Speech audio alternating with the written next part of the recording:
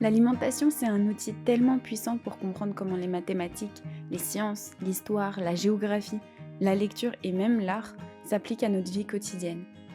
Beaucoup de jeunes passent énormément de temps à l'école à se demander pourquoi ils apprennent telle ou telle chose et comment ils vont l'utiliser dans leur vie de tous les jours. Et bien souvent, la réponse à ces questions se trouve dans la cuisine, à l'épicerie et dans tous les rapports qu'on entretient avec la nourriture. Le programme est déjà très chargé et on ne veut pas que les membres du personnel enseignant aient l'impression que ce soit encore une chose de plus à devoir intégrer. Mais ce qu'on peut faire, c'est regrouper les nombreuses attentes du programme qu'on essaye d'aborder. Aujourd'hui, on se penche sur l'écriture procédurale en examinant une recette. C'est un peu de littératie. On a étudié l'histoire du blé en tant que blé rouge à 5 grains, dont le produit et les origines sont canadiens. Mais le pain lui-même remonte à environ 6000 ans. Le simple fait d'examiner les différentes façons dont les aliments sont liés au programme scolaire nous permet d'aborder ce programme dans le cadre de cette activité. Les enfants sont sensibles à la nourriture et comprennent que c'est quelque chose qui les accompagne en permanence dans leur vie. J'ai vu des élèves arriver dans un de mes cours, par exemple avec l'impression de ne pas avoir les connaissances ou les capacités nécessaires, ou de ne pas savoir par où commencer. Puis, après avoir parlé des systèmes alimentaires d'un point de vue systémique et compris où le changement peut se produire, je les ai vus s'impliquer dans une organisation, une campagne ou quelque chose qui leur donnait beaucoup plus d'espoir ou qui leur permettait d'avoir plus d'impact. On doit être capable de regarder d'un œil critique ce qui se passe dans notre système alimentaire et de voir comment on doit le modifier, parce qu'il n'est pas parfait et qu'il ne le sera probablement jamais.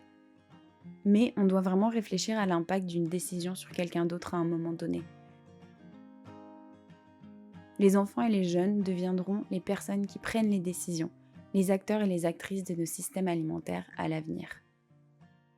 La façon dont on nous a enseigné les sciences de la santé au cours d'au moins les dernières décennies met l'accent sur le fait que santé égale minceur, ce qui fait parfois plus de mal que de bien quand on pense à la santé et surtout quand on pense aux jeunes esprits et aux habitudes qu'ils sont susceptibles de se créer, à la façon dont l'image corporelle peut être façonnée. L'une des compétences les plus importantes à inculquer aux élèves ou aux personnes qui essayent de comprendre le système alimentaire est à mon avis l'approche interdisciplinaire. Je travaille dans le domaine des sciences de la santé et je vois arriver des étudiants ou des étudiantes qui pourraient me dire tout ce qu'il y a à savoir sur la composition en nutriments d'un aliment. Mais ils ne peuvent pas me dire grand-chose sur l'origine de cet aliment, sur la manière dont il a été produit, sur le traitement des travailleurs et des travailleuses, sur les produits chimiques utilisés, sur les bénéfices réalisés, et j'en passe. Et je dis pas que tout le monde doit savoir tout sur tout, mais ce n'est qu'en travaillant ensemble qu'on pourra commencer à comprendre comment les choses sont reliées entre elles.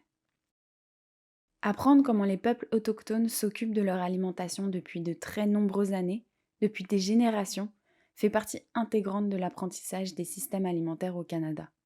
Les systèmes alimentaires autochtones varient d'un endroit à l'autre, de sorte que le système alimentaire de chaque communauté est vraiment déterminé par la communauté et l'endroit où elle se trouve historiquement. Donc toutes les communautés ont leur propre façon de faire les choses et devraient avoir l'autonomie de choisir comment gérer ces systèmes alimentaires dans un contexte moderne. Il n'existe pas d'approche globale de la manière dont les autochtones abordent les systèmes alimentaires, le travail sur les systèmes alimentaires et la souveraineté alimentaire dans leur communauté. La justice alimentaire est vraiment importante parce qu'elle permet aux personnes de comprendre, en fonction des privilèges qu'elles ont et des communautés dans lesquelles elles vivent, quel type d'accès à la nourriture elles ont et en quoi cet accès diffère de celui qu'ont les personnes qui habitent une rue plus loin ou même des gens du monde entier, et aussi à quel type de nourriture ces personnes ont accès. Donc quand on pense à la justice alimentaire, on parle de choses comme l'accessibilité à la terre, mais aussi l'accès à des aliments sains et à des aliments culturellement appropriés, des aliments qui proviennent de votre culture, de votre lignée ancestrale, de ce que vos grands-parents mangeaient. L'alimentation est tellement liée à la terre dans laquelle on vit, à la façon dont on prend soin de nous-mêmes et à l'endroit où on se trouve. C'est pourquoi quand on enseigne les systèmes alimentaires et la santé, il est important d'aborder ce sujet de manière diversifiée et inclusive, en tenant compte des expériences réelles des gens. Je pense qu'un bon point de départ est de considérer à quel point nos choix et nos préférences alimentaires individuelles sont tellement différentes les uns des autres. Et c'est l'une des choses qui rend l'éducation alimentaire tellement différente des autres sujets. C'est qu'elle est si préférentielle et que chacun a sa propre opinion sur le produit final consommé. C'est ça qui la rend passionnante. Et je pense que c'est l'occasion d'introduire la diversité de nos cultures alimentaires, de nos histoires alimentaires, et d'être capable d'adopter cette approche où c'est normal d'avoir des différences d'opinion et de valeurs. Les enseignantes et les enseignants devraient aborder les systèmes alimentaires, l'enseignement et l'apprentissage autochtone en impliquant les populations autochtones, en découvrant les différentes expériences alimentaires de chaque personne, en découvrant les différentes communautés, en découvrant les différentes ressources qui existent dans tout le Canada. C'est le cas de beaucoup de gens. Une expérience de la nourriture s'inscrit dans une perspective culturelle complètement différente, et ça peut donner un sentiment d'isolement quand tous les aliments dont on parle et tous les repas dont on parle ne sont pas ceux que votre famille vous donnerait à manger ou ceux que vous apprendriez à cuisiner. Il est essentiel d'exposer les enfants à différentes cultures alimentaires, à différentes saveurs, à différentes épices, car il ne s'agit pas seulement d'une perspective autochtone. On veut que les gens préservent leur propre héritage et honorent leurs ancêtres, qui ont apporté ces produits, d'où qu'ils viennent dans le monde.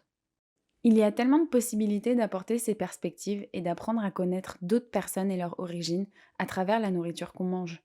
Parce que la nourriture peut créer un environnement vraiment convivial et détendu qui favorise le contact entre les gens. C'est donc un moyen très puissant qui nous permet de voir ce que c'est d'être à la place de quelqu'un d'autre.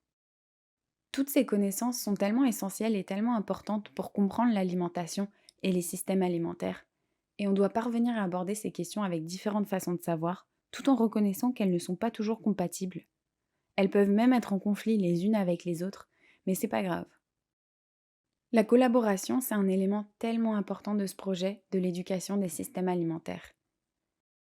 Il s'agit de savoir comment faire travailler ensemble les différents acteurs et actrices, et même de penser au gouvernement et à la façon dont le ministère de la Santé doit travailler avec le ministère de l'Agriculture, et commencer à réfléchir à des politiques qui s'articulent bien ensemble et qui permettent d'atteindre un objectif commun, celui d'apporter des aliments sains et durables dans nos assiettes. Il suffit de commencer quelque part et de s'attaquer à l'éducation et au développement des compétences, un élément à la fois, et reconnaître que les élèves ont un certain niveau de confort et de capacité par rapport à leur alimentation et à leur façon de s'alimenter. Il faut aussi reconnaître que c'est aussi notre travail, en tant qu'éducatrice ou d'éducateur, d'essayer de combler ces lacunes et de les exposer à davantage de choses. Je pense que beaucoup de ces sujets sont souvent abordés d'une manière qui nous donne l'impression de devoir devenir des autorités en la matière. Alors que le fait de manger, de partager des repas et de cuisiner sont des choses qui suscitent beaucoup de joie. En abordant la nourriture et la cuisine de cette manière, on peut prendre soin de nous-mêmes et donner la priorité à notre plaisir et à notre bien-être, tout en nous rappelant qu'il s'agit d'une expérience amusante de mélange de saveurs et d'ingrédients. Et je pense que ça peut nous aider à nous sentir un peu moins dépassés quand on pense à l'alimentation de cette manière. Je pense que c'est bon de commencer par sa propre vie et de comprendre sa propre relation avec la nourriture. Et éventuellement, on se demande, mais d'où ça vient en fait ? Mais ce n'est pas que le point de départ. On peut commencer par soi-même, mais il faut être capable d'établir des liens avec d'autres personnes dans nos communautés, dans tout le pays, dans les territoires autochtones, et aussi avec les systèmes alimentaires mondiaux. Le renforcement des compétences, tout ce qui est axé sur l'expérience. Je veux dire sortir des manuels, sortir les enfants de leur siège, faire en sorte que les enfants fassent quelque chose avec leurs mains ou aillent physiquement quelque part pour voir comment fonctionnent nos systèmes alimentaires locaux.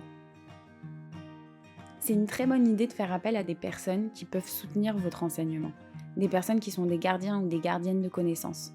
Si vous enseignez une culture qui n'est pas la vôtre, faites venir une gardienne ou un gardien de cette culture et proposez-lui de venir à l'école.